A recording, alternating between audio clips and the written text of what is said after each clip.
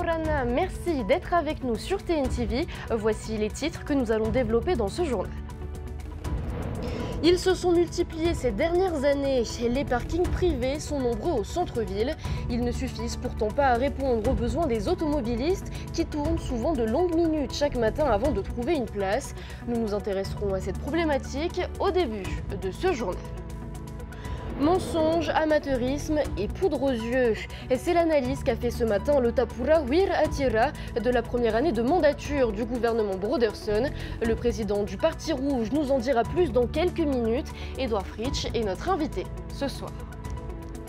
Direction ensuite la Nouvelle-Calédonie où s'est envolé mardi Emmanuel Macron. Ce déplacement au plus haut niveau de l'État a pour vocation de renouer le dialogue et de rétablir l'ordre après plus d'une semaine d'émeutes sur le Caillou.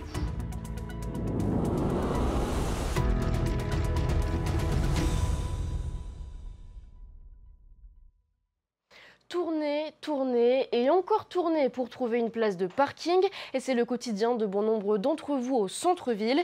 Pape Été compte de plus en plus de parkings privés. C'est une aubaine pour les exploitants, mais ces infrastructures ne répondent ni aux besoins ni au budget des automobilistes. Voyez ce reportage d'Héloïse Girard, Lorla Ilao et Jessica Doucet. En 2012, un incendie a ravagé ce terrain. Depuis, un parking privé a remplacé l'ancien bâtiment. Face aux dizaines de milliers de véhicules qui affluent à Papeete, ces infrastructures séduisent les propriétaires fonciers. La raison, des procédures administratives simples. Au niveau de l'urbanisme, non, il n'y a pas eu de complications, puisque eux, c'est interne. On fait ce qu'on veut avec, mais à une condition, si on construit un immeuble dessus, bon, bien sûr, il faut faire la demande. Sur les 50 à 60 places de stationnement, la plupart est réservée aux clients réguliers qui paient un forfait mensuel de 19 000 francs. Seules 10 places sont disponibles pour les usagers occasionnels. À 200 francs de l'heure, cet investissement est rentable. Un parking, bien sûr que ça rapporte toujours, parce qu'il y en a plus de place ici à Papeete, mais on essaie de garder un peu le prix moyen, pas trop élevé, pour tous ceux qui essayent de trouver une place pour leur voiture et qui travaillent autour de Papeete. Le nombre de parkings privés dans l'agglomération augmente avec la hausse du parc automobile en circulation. Mais avec une quarantaine de places en moyenne, ces parkings ne suffisent pas à répondre à la demande. En plus de la difficulté à trouver une place, le coût du stationnement pèse sur les usagers.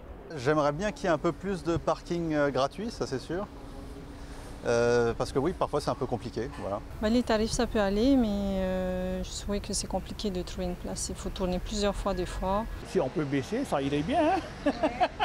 En 2022, on comptait 2530 places payantes à Papeete, parkings communaux et privés confondus.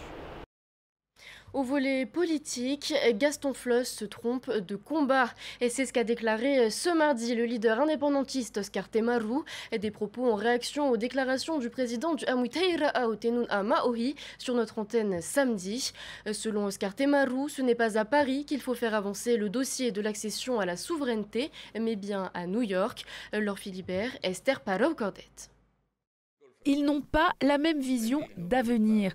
Oscar Temaru et Gaston Floss le clament une nouvelle fois. Le leader indépendantiste organisait même une conférence de presse ce mardi pour répondre au président du Amwitaira Aotenun à Maohi. Invité du journal de TNTV samedi, l'ancien président du pays a considéré que le Tavini Wir Atira dispose d'une majorité suffisante pour faire avancer le dossier de l'indépendance. Il a tous les atouts, les trois présidents, trois députés, je veux dire, le président de la Polynésie, de l'Assemblée, une majorité. Il a tous les... Qu'est-ce qu'il attend pour bouger? C'est à Paris qu'il faut aller et non pas à New York. Et si, comme il dit, on va à Paris pour discuter de ça, mais c'est inadmissible. La France serait juge et partie. Vous savez hein, qu'il y a des communes qui sont prenables là, et non des moindres. Papeete, Montréal, Punavia, et il y a d'autres. Imaginez-vous, dans 2 ans, le Tavini Wir Atira remporte les élections, c'est fini. Là. Alors c'est peut-être mal parlé. Là, à ce moment-là, on pourra parler d'une majorité absolue. Lors de ce point presse, le leader de la majorité est revenu sur le bilan du gouvernement après 1 an aux commandes du pays, bilan auquel il n'a pas participé, et alors que Moetai Broderson dit avoir trouvé à son arrivée un déficit de 34 milliards de francs. Malgré le respect que je vous dois, Monsieur le Président Broderson, vous nous avez menti. Il n'y a pas de déficit de 34 milliards. Mais le président Fritsch vous a laissé 26 milliards de réserves. Il y a des trous partout, hein. À l'OPH, à l'OPT, à la Poste, partout, il y a des trous. Ce n'est pas des mini-trous, hein. Ce n'est pas les trous de golf. Hein. C'est 4 milliards, plusieurs milliards là, tout ça. Vous additionnez tout ça, on retrouve les mêmes chiffres. On a un grand projet aussi ici, enfin, c'est un investissement de plusieurs milliards. Là, au boulodrome de Fan, il est question de décaisser tout ça. Et pour accéder à partir de la RDO, parking, commerce, et au fond, un terrain de golf. Des projets pour lesquels le président du Tavini Wir Attira ne demandera pas de financement par les instances européennes. Son parti ne présente aucun candidat pour siéger à Strasbourg. Abstention, on n'a pas de temps à perdre. Et ce matin, le Tapura Wir Attira a réagi à son tour au bilan du gouvernement Broderson. Le Parti rouge s'est montré très sévère sur cette première année de mandature, basée sur, je cite, l'amateurisme, le mensonge et la méconnaissance des sujets importants. Nous allons justement en parler en détail avec notre invité, le président du Tapura Wir Attira, Edouard Fritsch. Yorana. Yorana, et bonsoir à tous. Alors avant de débuter cette interview, je vous propose d'écouter un court extrait de la conférence de presse qu'a donnée Moetai Broderson vendredi. Peut-être est-ce que vous avez un regret et une fierté particulière au cours de ces premiers mois? Un regret, c'est de ne pas avoir eu connaissance avant d'arriver aux responsabilités du passif qu'on nous a laissé, un passif qu'on a depuis quantifié à plus de 34 milliards. Alors on vient de l'entendre, hein, Moetai Broderson déplore que vous avez laissé une ardoise de 34 milliards, mais le collectif budgétaire prévu ce vendredi, durant ce collectif, il va permettre donc de prendre 33 milliards de l'année 2023 pour l'injecter en 2024. Alors au final, avez-vous laissé une ardoise ou un pays en bonne santé? J'ai mis mes lunettes parce que je ne pensais pas que c'était Moetai Broderson qui parlait. Je suis outré parce qu'il a mis 1 an pour trouver ces 34 milliards de déficit dans la caisse du pays, 1 an après. Alors que lorsqu'il a présenté le compte administratif du pays que l'on vote tous les ans pour donner le quitus au gouvernement d'avoir dirigé le pays, ce compte administratif a été voté par tout le monde. Tout le monde a voté pour constater effectivement les 26 milliards qui ont été laissés dans les caisses. Donc je suis un petit peu étonné, mais je crois qu'il le fait parce que, vous avez vu, c'est à la fin. C'est parce qu'il n'avait rien, il n'a rien dit pendant les heures d'interview qu'il a obtenues. Il fallait qu'il dise quelque chose à la fin qui attire l'attention des gens. Il a sorti cette blague. Et on enchaîne avec la situation au CHPF qui est déplorable, et ça ne date pas de cette première année de mandature. Les 26 chefs de service du CHPF ont proposé leur démission il y a tout juste quelques jours. Le CHPF en mauvaise santé, est-ce que ça, c'est un héritage que vous avez laissé au gouvernement actuel? Le CHPF a toujours eu des difficultés. Vous savez, c'est une grosse machine. Et vous savez que la santé, aujourd'hui, consomme pratiquement toute l'enveloppe destinée à la solidarité. Donc il faut être vigilant, il faut suivre de près et les investissements et le fonctionnement. Ce qui a été voté, je crois que Moetai Broderson en a parlé, ce qui a été voté par l'Assemblée de Polynésie française, ce n'est pas une aide directe aux problèmes de personnel que l'on connaît, aux problèmes de fourniture. Ce qui a été voté par l'Assemblée de Polynésie française, c'est ce qu'il faut pour payer les non-recouvrements réalisés par l'hôpital. Et il persiste, il le dit, il n'en fait pas un souci du problème de santé des Polynésiens. L'hôpital a beaucoup souffert lors du dernier Covid que nous avons connu pendant 2 ans. Ce personnel a été mis à contribution. C'est normal qu'aujourd'hui, qu'il souffre et qu'il demande à ce qu'il y ait des coups de main qui viennent derrière soutenir l'action menée par les médecins. J'espère que les 26 chefs de service ne démissionneront pas. Le maintien du prix des hydrocarbures et la suppression de la TVA sociale, ce sont les deux principaux points évoqués dans le bilan positif du Tavini. Que pensez-vous de ces actions du gouvernement pour lutter contre la vie chère? Vous avez dit effectivement que le Tapura accuse le président Moïse Broderson de mensonge. En voilà un. Parce qu'effectivement, l'engagement du président Moïse Broderson était à l'origine de faire baisser les prix de l'alimentation, les prix sur les étals, et de donner la possibilité aux Polynésiens de pouvoir s'alimenter, donc avec des moyens qui doivent être mis en place, qu'il allait baisser l'émolument des ministres. Rappelez-vous, c'était 10% prévu au départ, des choses qui sont assez faciles à faire, mais aujourd'hui on découvre qu'en enlevant la CPS, en fin de compte, les prix n'ont pas baissé.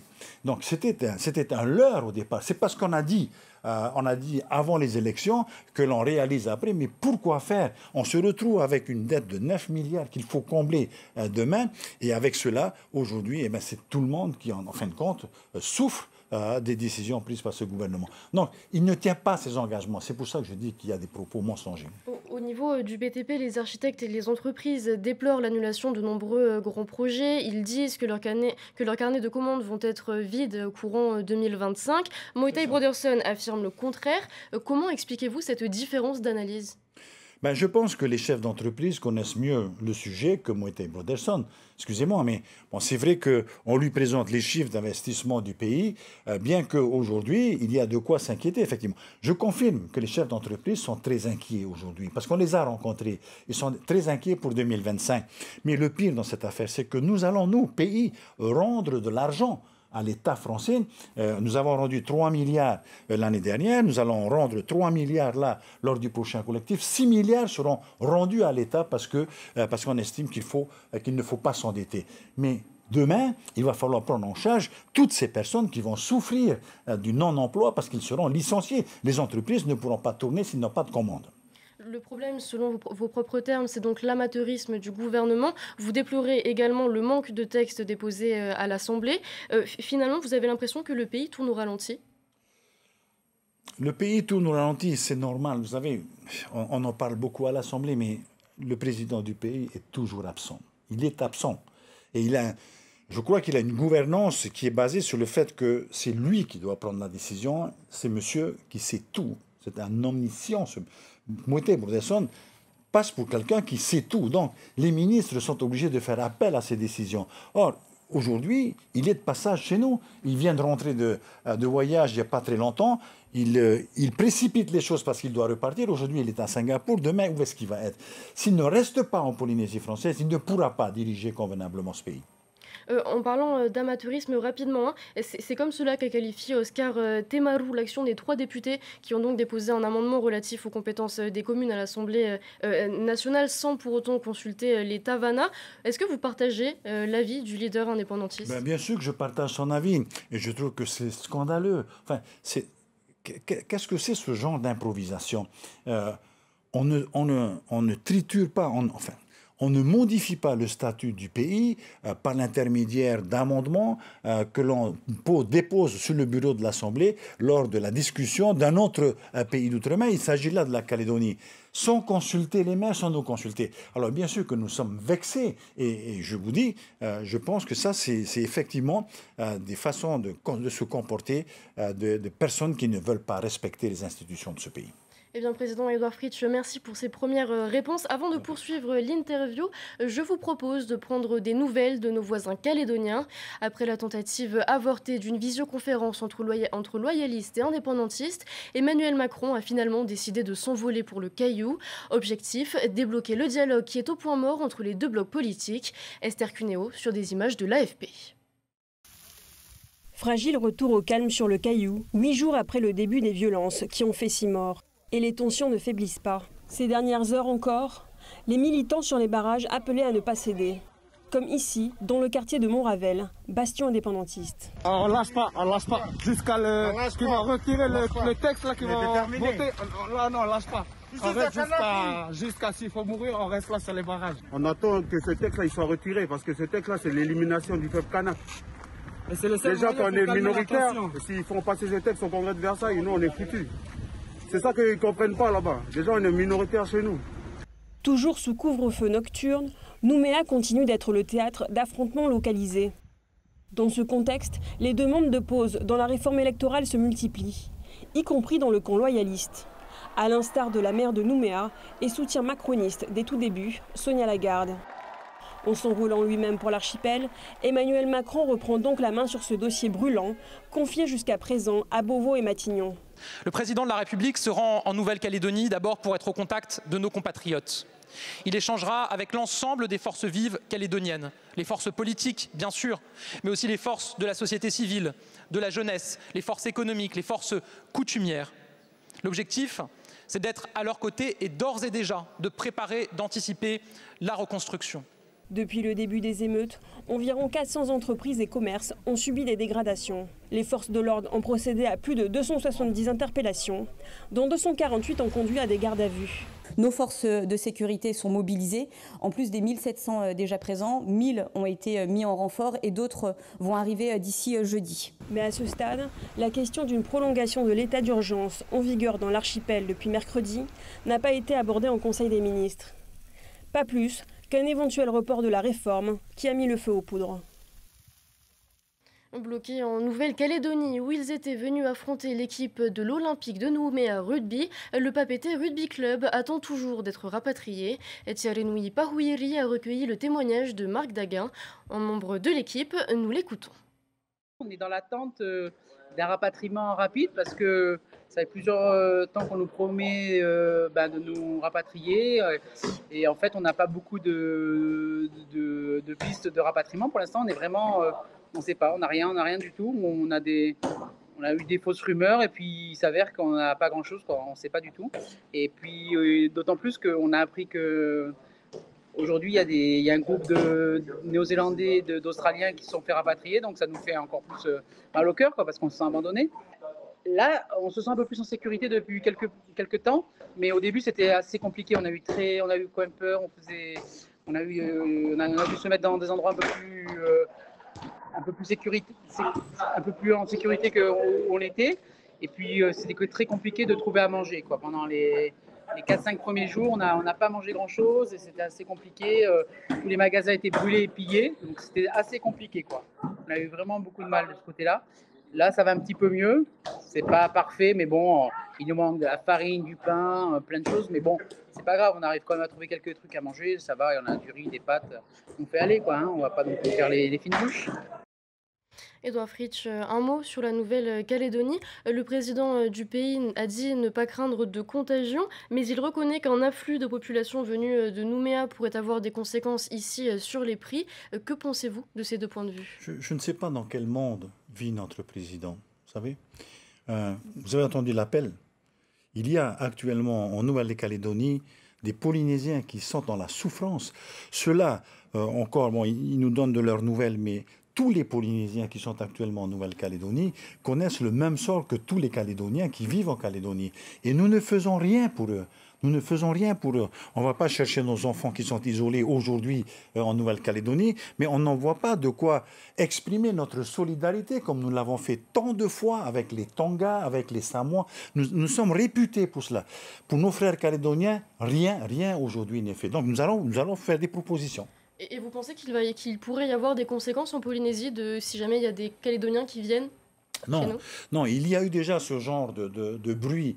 Je me rappelle, il y a 3-4 ans, à l'occasion du 3e référendum, mais peu de Calédoniens sont venus ici. Ces gens sont attachés à leur pays. C'est pas des gens qui sont en situation d'immigration. Ils sont attachés à leur pays. C'est pas ce qui me préoccupe. Ce qui me préoccupe aujourd'hui, c'est qu'est-ce qu'on fait pour nos Tahitiens qui sont là-bas. Justement, Edouard Fritsch, vous reprochez au gouvernement de ne pas prêter main forte à nos voisins calédoniens. Vous, au sein du Tapura Huir Atira, avez-vous prévu d'agir ? Vous savez, on en a beaucoup pensé, on a beaucoup réfléchi à cela depuis pratiquement la semaine dernière.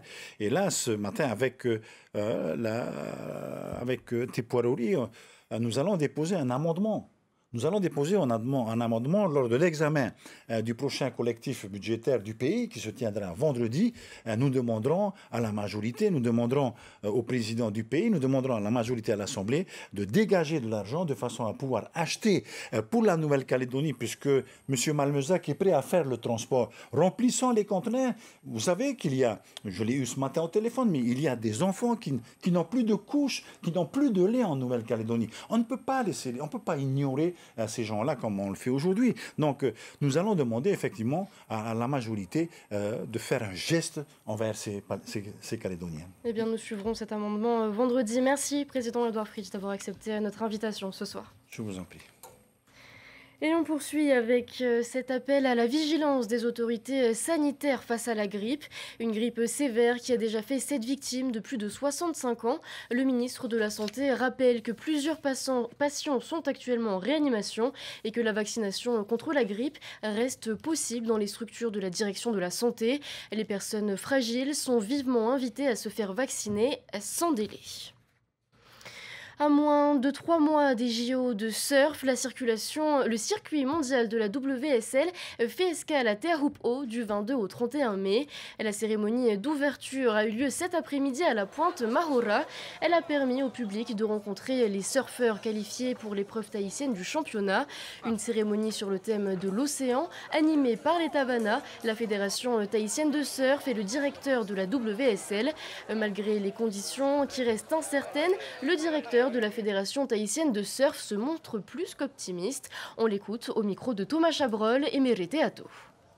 Shiseido Tahiti Pro va commencer dès demain. Bon, sur la haut, là, une waiting period de 10 jours jusqu'au 31 mai. Et bien sûr, après le grand événement qui est les JO qu'on attend incessamment. Et hâte aussi que ça commence parce que bon, c'est beaucoup quand même de pression, mais en même temps une bonne pression, on va dire, qui fait que voilà, on a hâte que ça commence. Et c'est la fin de cette édition. Merci de l'avoir suivi. Dans un instant, ne manquez pas votre émission Ciné Nuit. Juste après, voyez un épisode de Koh-Lanta. Ce soir, on se quitte sur les images de l'exposition Ta'umama Here qui se tient dans le hall de l'Assemblée. Une quarantaine d'exposants vous y attendent jusqu'au 26 mai. Je vous souhaite de passer une excellente soirée et je vous dis à demain.